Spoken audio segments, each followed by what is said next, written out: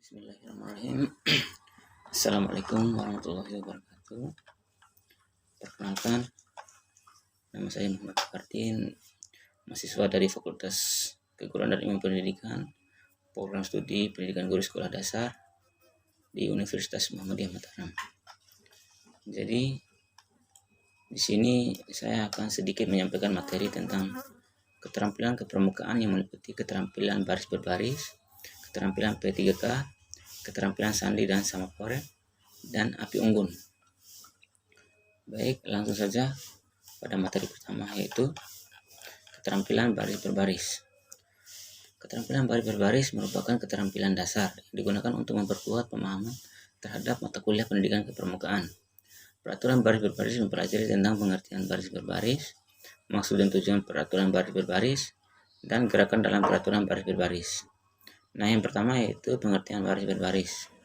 Baris berbaris adalah suatu wujud latihan fisik yang diperlukan guna menanamkan kebiasaan dalam tata cara kehidupan yang diarahkan kepada terbentuknya suatu perwatakan tertentu.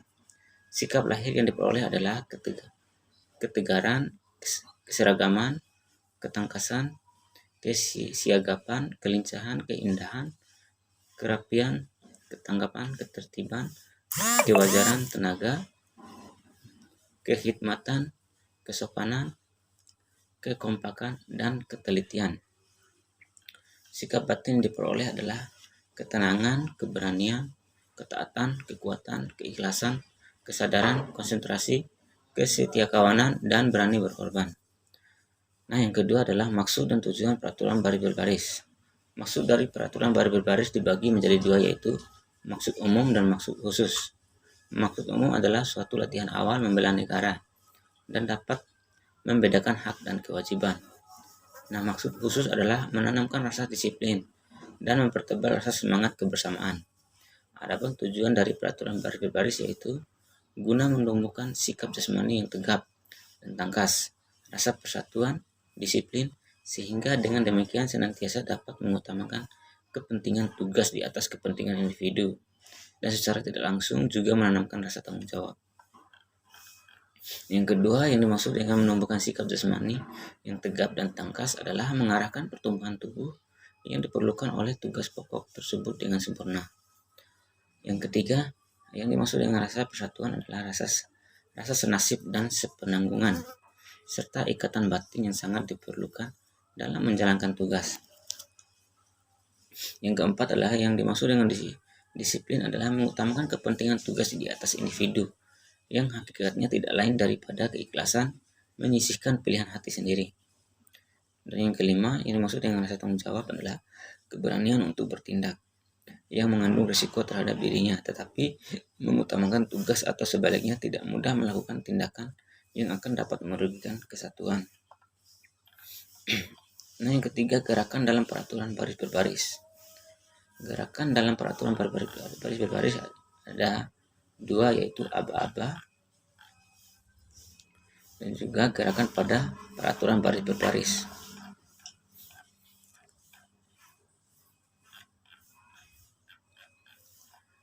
Nah, aba-aba adalah suatu perintah yang diberikan oleh seorang pemimpin kepada yang dipimpin untuk dilaksananya pada waktu secara tertentu atau berturut-turut.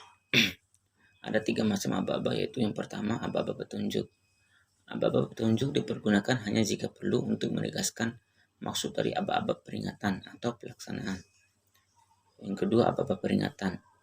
Aba-aba peringatan adalah inti perintah yang cukup jelas untuk dapat dilaksanakan tanpa ragu-ragu. Yang ketiga adalah aba-aba pelaksanaan. Aba-aba pelaksanaan adalah ketegasan mengenai saat untuk melaksanakan aba-aba pelaksanaan. Yang dipakai ialah gerak. Gerak adalah untuk gerak-gerakan kaki yang dilakukan tanpa meninggalkan tempat, dan gerakan-gerakan yang memakai anggota tubuh lain. Yang kedua, jalan. Jalan adalah untuk gerakan-gerakan kaki yang dilakukan dengan meninggalkan tempat. Yang ketiga, mulai. Mulai adalah untuk dipakai pada pelaksanaan perintah yang harus dikerjakan berturut-turut. Nah, yang kedua, gerakan pada peraturan baris berbaris. Peraturan baris berbaris terdiri dari dua gerakan, yaitu gerak di tempat dan gerak berjalan. Untuk lebih lanjut, mari kita lihat dua gerakan tersebut. Yang pertama, gerakan di tempat.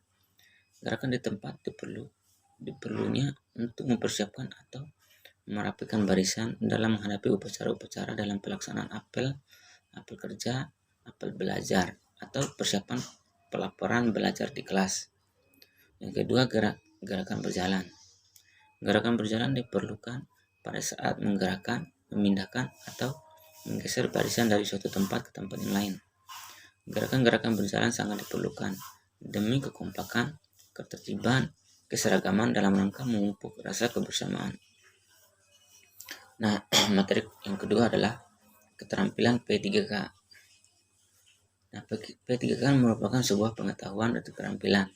Karena jika kita hanya mengetahui teorinya saja, tanpa melakukan latihan atau praktek, maka mental kita tidak terlatih ketika kita benar-benar menghadapi kejadian sebenarnya. Sebaliknya, jika kita langsung praktek tanpa membaca teori, kemungkinan besar kita akan melakukan pertolongan yang salah pada korban. Sebagai seorang pecinta alam, materi ini penting untuk dipelajari karena kondisi alam seringkali tidak dapat diduga dan sangat mungkin terjadi kecelakaan yang tidak kita harapkan. Sedangkan tenaga medis, sarana dan prasarana kesehatan sulit untuk dijangkau. Maka satu-satunya pilihan adalah mencoba melakukan pertolongan sementara pada korban ke rumah sakit atau dokter terdekat. Tujuannya adalah mencegah maut dan mempertahankan hidup, mencegah penurunan kondisi badan atau cacat. Nah, P3 yang pertama, sikap, kewajiban, dan wilayah seorang penolong. Yang pertama, sikap penolong. Penolong tidak panik, bertindak cekatan, tenang, tidak terpengaruh keluhan korban, jangan menganggap enteng luka yang diderita korban. Yang kedua, melihat pernapasan korban, jika perlu berikan pernapasan buatan. Yang ketiga, hentikan pendarahan, terutama luka luar yang lebar.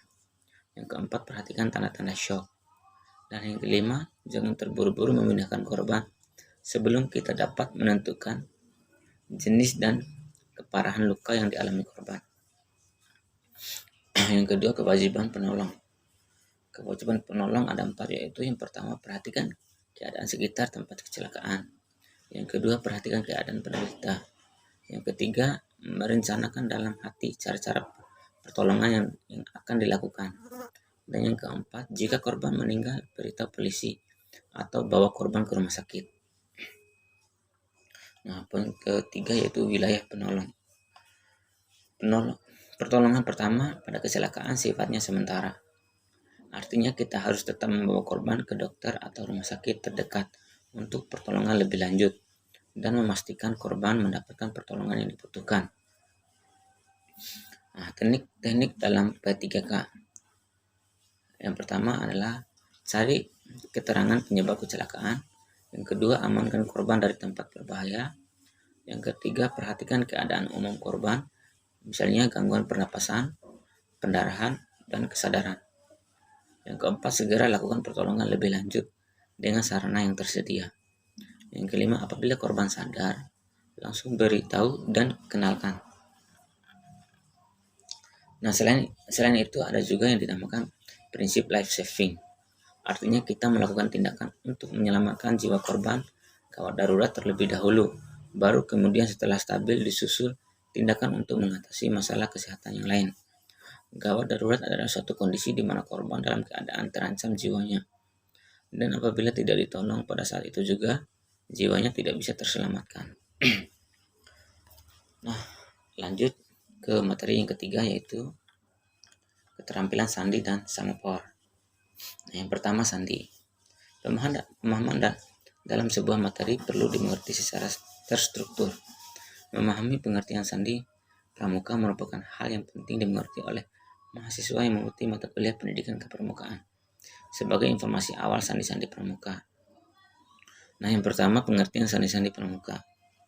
Sandi di dalam kepramukaan merupakan salah satu media pembelajaran yang baik bagi peserta didik, baik pramuka siaga, penggalangan, penegakan maupun pendega, karena dapat melatih ketelitian, daya ingat, kecerdasan, dan konsentrasi.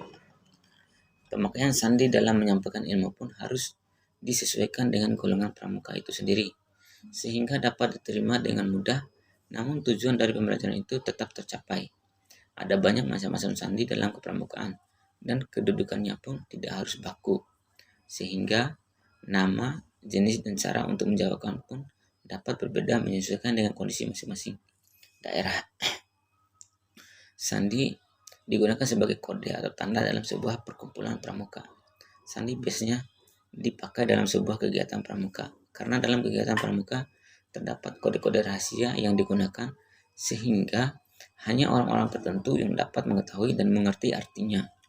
Selain itu juga dapat digunakan sebagai pengantar bahasa bagi orang-orang yang memiliki kebutuhan khusus, sehingga mereka dapat menyampaikan apa yang menjadi pemikirannya, dan informasi pun dapat tersampaikan kepada orang yang diajak berkomunikasi.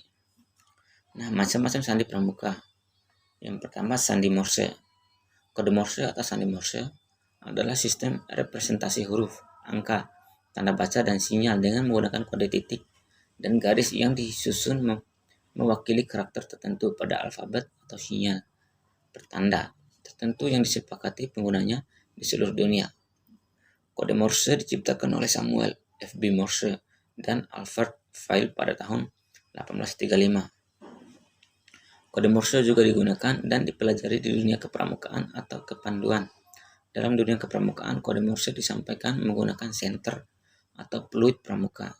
Kode Morse disampaikan dengan cara meniup peluit dengan durasi pendek untuk mewakili titik dan meniup peluit dengan durasi panjang untuk mewakili garis.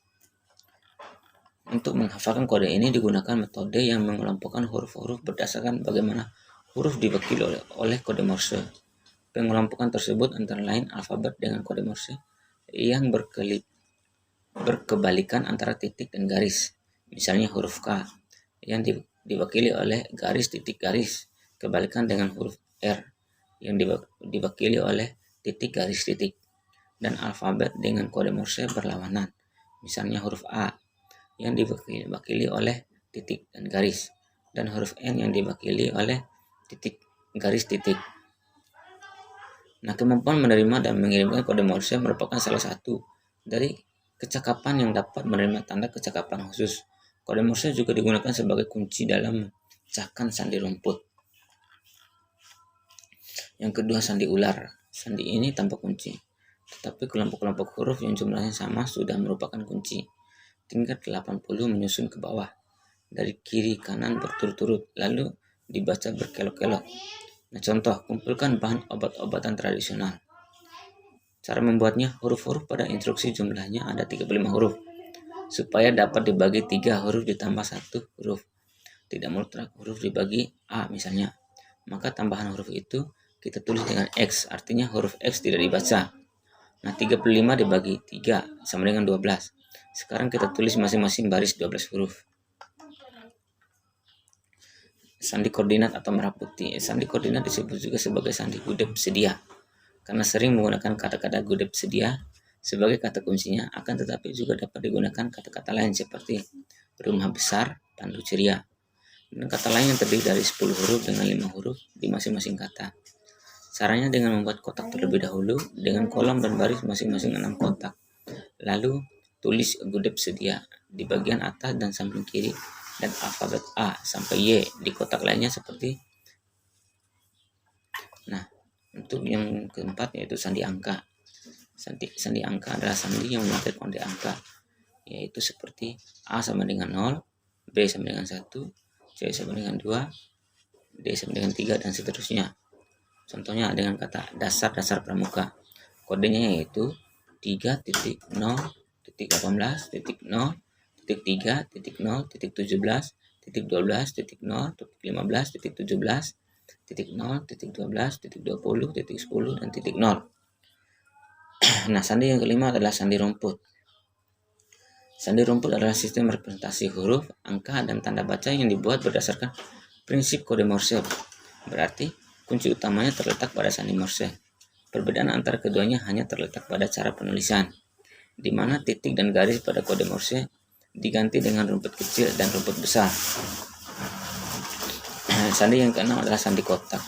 Sandi kotak adalah sandi yang dibentuk oleh garis yang membentuk kotak setengah kotak yang sehingga yang sebagiannya 82 mempunyai titik sebagai perbedaan abjad-abjad dalam sandi tersebut. Sandi yang ketujuh adalah sandi Napoleon. Sandi ini diambil dari Kaisaran Prancis Napoleon Bonaparte. Sandi ini tidak mempunyai kunci khusus, tetapi cara merangkai huruf-huruf itu yang dijadikan sandi ini. Jadi begitu menarik. Contohnya, untuk menulis kalimat "selamatkan jiwa kami", maka caranya adalah dihitung terlebih dahulu jumlah hurufnya, lalu dibagi menjadi beberapa bagian yang jumlahnya sama. Pada kalimat tersebut terdapat 18 huruf, maka dapat dibagi menjadi 3 bagian. Masing-masing bagian 6 huruf. Penulisannya pertama-tama ditulis 6 huruf seperti biasa. Kemudian 6 huruf lagi ditulis dari kanan ke kiri. Begitu seterusnya. Nah, sandi yang ke-8 adalah sandi abjad inter. Pengetahuan pramuka tidak sebatas pengetahuan seputaran Indonesia saja. Pengetahuan tentang cara-cara pengucapan abjad dengan berkomunikasi internasional juga akan menampakkan kecakapan seorang pramuka. Abjad telekomunikasi internasional adalah abjad yang digunakan untuk berkomunikasi dengan orang yang berbeda bahasa. Karena biasanya akan terjadi kesulitan, kurang dapat mendeskripsikan secara jelas untuk mengartikan kata apa yang diucapkan oleh saudara kita dari negara lain tersebut.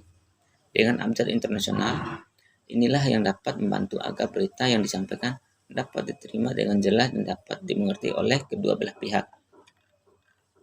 Nah, yang ke-9 adalah sandi kurung.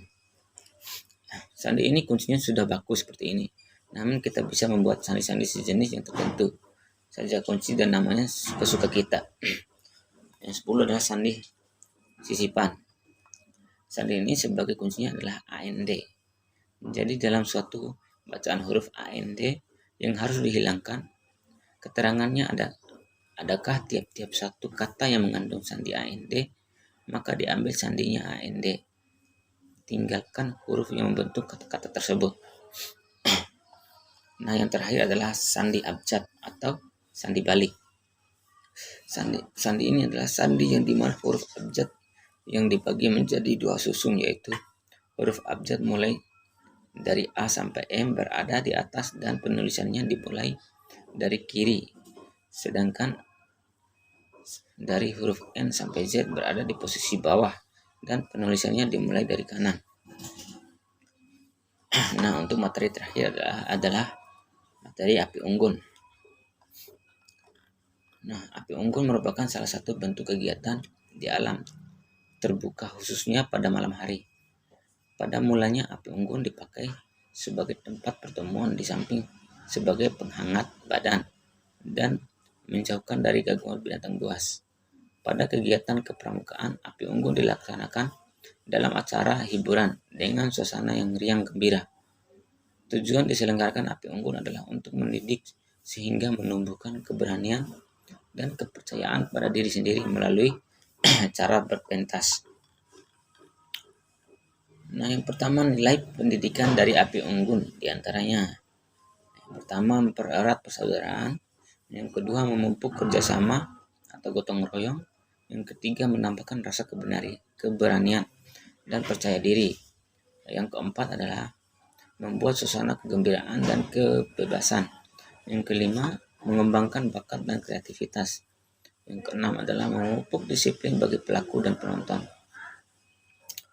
Yang kedua, tata cara pelaksanaan api unggun. Tata caranya yaitu yang pertama, tempat diselenggarakannya api unggun ialah di medan terbuka berupa lapangan yang cukup luas, tanahnya kering dengan permukaan rata. Yang kedua, bila api unggun dilaksanakan di lapangan yang berumput yang tumbuh dengan baik, maka pada tempat yang direncanakan sebagai tempat api unggun, rumputnya dipindahkan lebih dahulu untuk kemudian ditanam kembali sesudah api unggun selesai. Yang ketiga, sudah selesai api unggun, tidak boleh terlihat bekasnya. Adanya sisa kayu dan abu harus dipindahkan. Tempat harus bersih kembali. Dan yang keempat, tidak merusak lingkungan. Nah, api unggun dapat diikuti oleh pramuka penggalang, penegak, dan pendengar.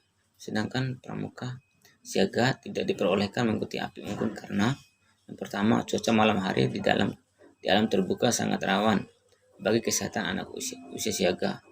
Dan yang kedua, anak usia siaga belum mampu mengendalikan diri sehingga sangat mengkhawatirkan bila mengikuti api unggun. Yang ketiga, kegiatan pengganti api unggun untuk anak siaga dapat dilaksanakan pada siang hari dalam bentuk pesta siaga, panggung gembira, gerak, lagu, dan sebagainya. Yang keempat, macam-macam bentuk api unggun. Yang pertama, bentuk piramid, yaitu kayu disusun terbentuk piramid, makin tinggi makin kecil. Yang kedua, piramid ada yang terbentuk segitiga, ada yang berbentuk segi empat. Yang kedua adalah bentuk pagoda. Di tengah terdapat kayu besar yang dipancangkan kayu lain disandarkan pada tonggak tersebut. Di tengah-tengah diberi kayu yang mudah terbakar. Yang ketiga, bentuk pagoda roboh. Kita atur ujung kayu bertemu di tengah-tengah di tempat pertemuan kayu, diberi kayu-kayu kecil atau sampah yang mudah dibakar. Bentuk pagoda roboh dibuat bila mana bentuk dan panjang kayu tidak sama. Yang keempat, bentuk kursi. Bentuk unggun seperti kursi dan kayu yang diletakkan berjajar seperti kursi. Cara pembuatannya yaitu 2 pancang kayu dipancangkan sejajar, condong 45-60 derajat. Yang kedua, 2 kayu lain diletakkan rebah dekat panjang. Selanjutnya, kayu diletakkan melintang di atasnya. Yang kelima adalah acara api unggun. Pada acara api unggun, peserta didik menciptakan suasana kegembiraan dengan jalan menampilkan kreasi seninya berupa musik, gerak dan lagu, lawakan, sandiwara, fragmen, dan lain-lain. Yang kedua, untuk kelancaran pelaksanaan api unggun, perlu dibentuk tim pelaksanaan yang bertugas mempersiapkan, mengatur jalannya acara api unggun, dan mengadakan pembenahan kembali tempat api unggun setelah acara selesai. Yang terakhir, pembinaan pramuka yang mengikuti acara api unggun hendaklah ikut menciptakan suasana kegembiraan selama api unggun berlangsung. Baik, demikian pemaparan materi dari saya. Lebih dan kurangnya saya mohon maaf, dan semoga materi yang saya sampaikan ini dapat bermanfaat untuk teman-teman ke depannya. Sekian dari saya, wabillahi taufiq wal hidayah. Wassalamualaikum warahmatullahi wabarakatuh.